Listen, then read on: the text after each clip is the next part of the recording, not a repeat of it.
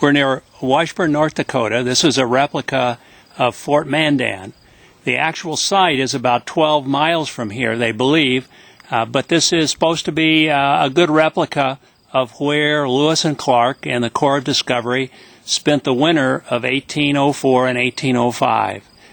We're going to turn you over to our guide here, Craig, who lives near here and knows all the facts about the fort.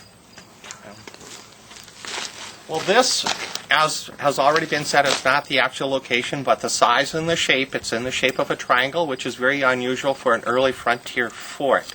The size is about 65 feet. There would have been about 50 people that spent the winter months here. And it took the members of the original expedition 2 weeks to build the two sides of the fort with the rooms. Those 4 rooms on that side would have housed all the enlisted men. So there would have been 8 or 9 people in each of the 4 rooms.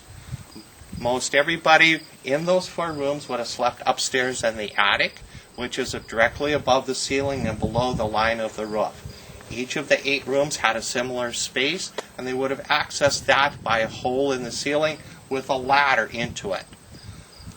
There's 2 beds in each of these 4 rooms.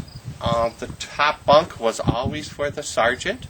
The bottom bunk was for the person who had to keep the fires going.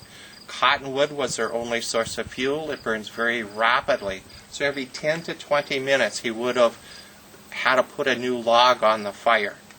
Also, each of the 8 rooms in the fort has their own fireplace.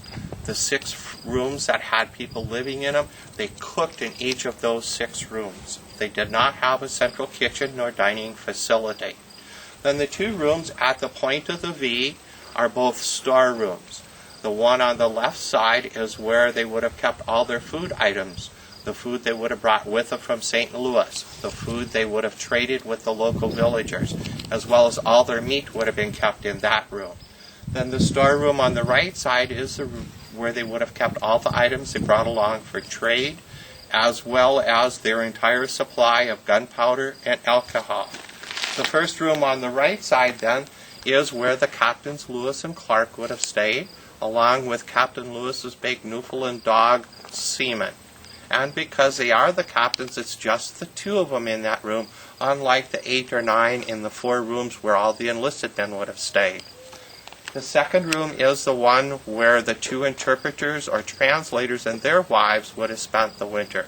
The 2 interpreters were Rene Jassome, who was hired for the Mandan language. So he and his wife would have been in that second room.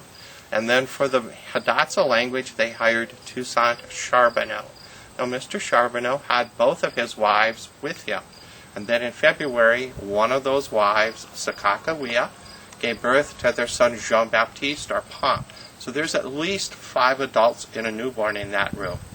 The third room is the one where the guards would have been staying. They had a guard on duty 24 hours a day, 7 days a week. And his duty position was directly above the storerooms. And so when they weren't out there on duty standing guard, they would be in that room eating, sleeping, whatever they needed to do. And then the final room was the blacksmith's room. That was probably the busiest place in the fort. The blacksmith started off by repairing or sharpening many of those metal items that had been traded into the 5 villages by the Canadian traders. And then after Christmas, the captains gave them permission to make battle axes.